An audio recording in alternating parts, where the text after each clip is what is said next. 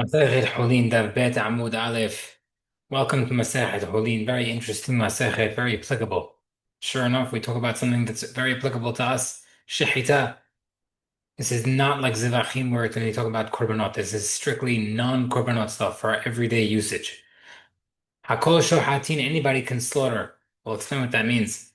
Ushhitatan kesheran, the slaughtering is okay. Hutz except meharesh uteve katan, someone who's deaf mute, someone who's deranged, he's majnun, or under 13 years old minor. Shemi kalkalu shehatan, they might make a mistake. V'kulan sheshahatu ba'acharim ro'inotan, but if someone slaughtered with others watching them, shehitatan keshera, then it's okay. B'di'avad. So, if you're looking at the way the wording of the Mishnah is, seemingly everybody could slaughter, but if they can't, if they, but they shouldn't, if they might make a mistake, but if they do, it's okay. A lot of it doesn't make sense. So the Gemara doesn't have a bunch of reasons and explanations. Hakol Shahatin says when everybody could slaughter, the Hatkila sounds like everybody's allowed to slaughter, no problem. It's in the first place. Ushitan Bikshira, then it says if they slaughter, it's kasher. Di'avad, that sounds like only after the fact, not the Hatkila. What's the story? Amar le Rav Aha, bered Rav Rav Asher, v'chol hakol ha'atchila. Who says when it says everybody can slaughter means the hatchila? Maybe it's also referring to the avad, and I'll prove it to you. Me'ata, because the different Mishnah says hakol mimirin echad anashim ve'echad anashim. Anybody can do timura. Timura is the illegal transaction if someone wants to switch an animal one for an excellent that was designated as a korban, you want to swap it for another one. It's an illegal transaction. You cannot do it. Both animals become kadosh. Not only you're not substituted, but both become kadosh. So seemingly achanami l'chatchilahu over there also. Does that mean you're supposed to do timura l'chatchilah? Definitely not.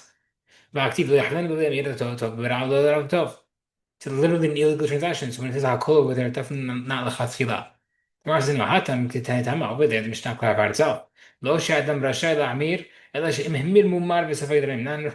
The person is not a substitute, and if it does substitute, he's chayav malkut. Our Mishnah does not mention any type of punishment or anything. Seemingly, it is talking about l'chatchila and b'di'avad. The Gemara says, "Ela hakol me'arechin u'vin erachin nodrin v'nidarin." Let's see another place where hakol is used. Anybody can make a vow for an erech, which is a value, or can be part of the value of an erech, and you can make a vow for someone else's value, or be the let them be the value. Which means over there, the erechin is someone wants to make a vow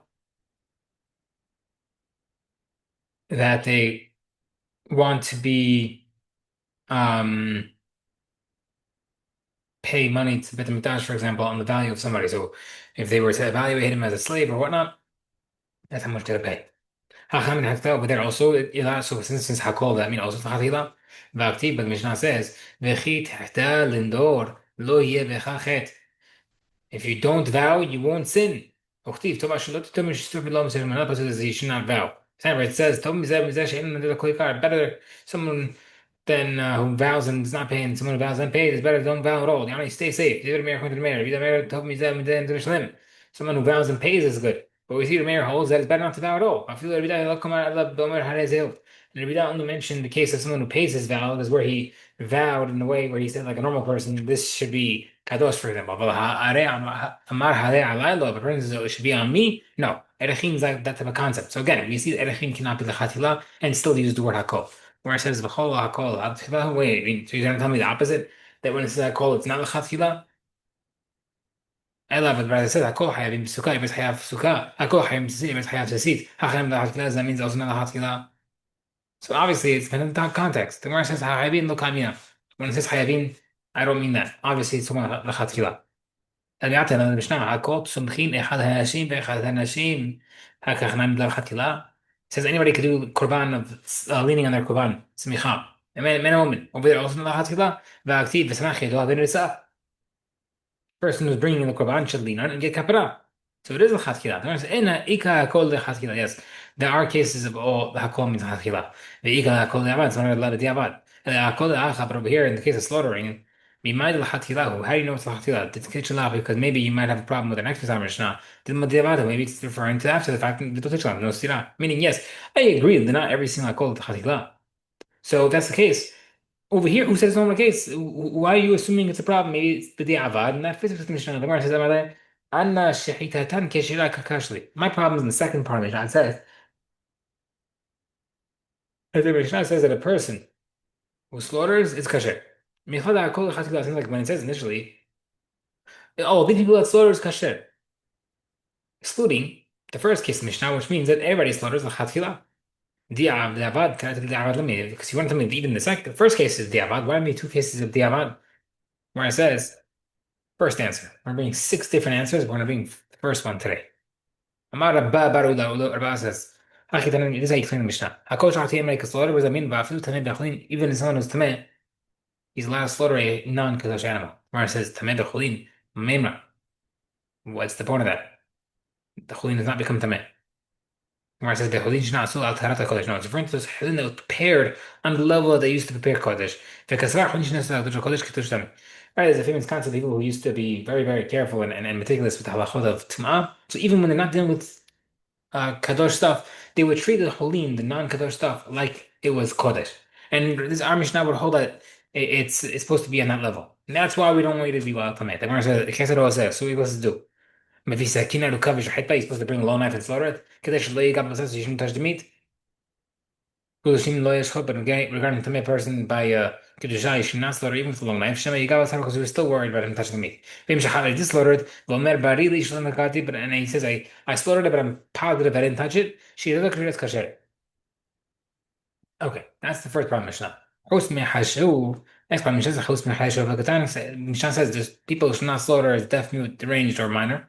Da feel b'cholin gered, even regular cholin, which is not for kedusha purposes or level. Diavad namil, even after the fact you can't use it. Shema yeshut, shema yedresu, shema yahadu. Because maybe they made a mistake. They could have messed up. Like I gave the instruction in the WhatsApp chat.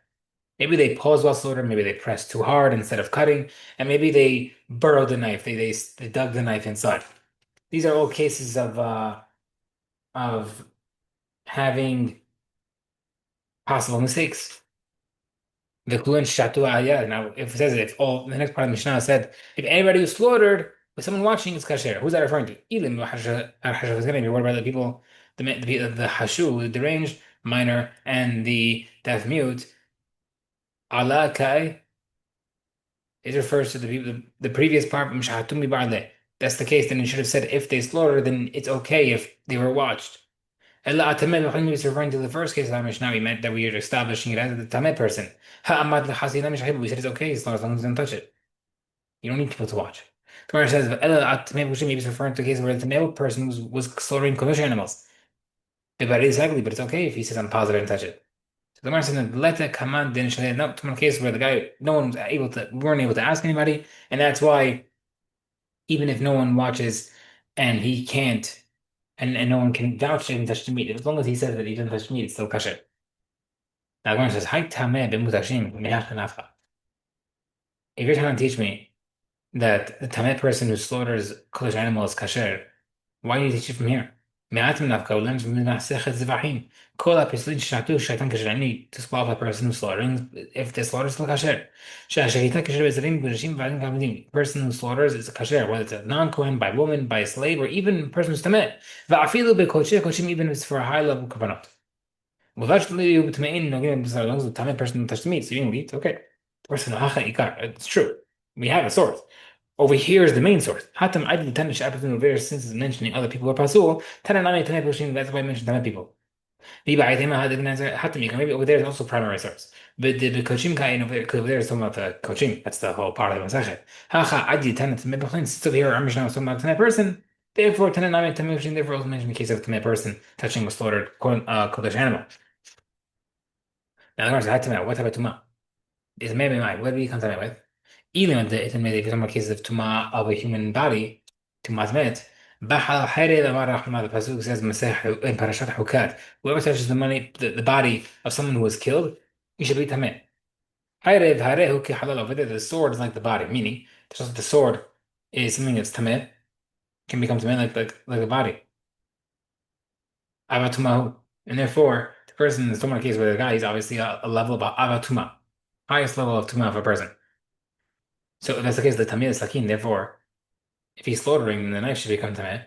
And therefore, the knife should make the meat tameh. That would be a concept. Gemara says, maybe he became tameh not through a dead body, but a dead insect, a sheretz, or a reptile. that doesn't transfer to the knife into the meat. يبقى تمد من answer the علامة تبي بس مات even worse ما مات a dead body وكون شبتك رميت شلك نفش حتى maybe use a stalk of a reed which was very sharp edge and he slaughtered with it. That verse says the kosher halim you can slaughter. Like when Bryce says you can slaughter with anything. Ben but slaughter with you can slaughter with anything. A stone, reed, or a piece of glass as long as it's able to become tameh. As long as it's able to slaughter, it's okay. And a reed cannot become tameh. That would be the case. That was answer number one. We're going to bring more answers tomorrow.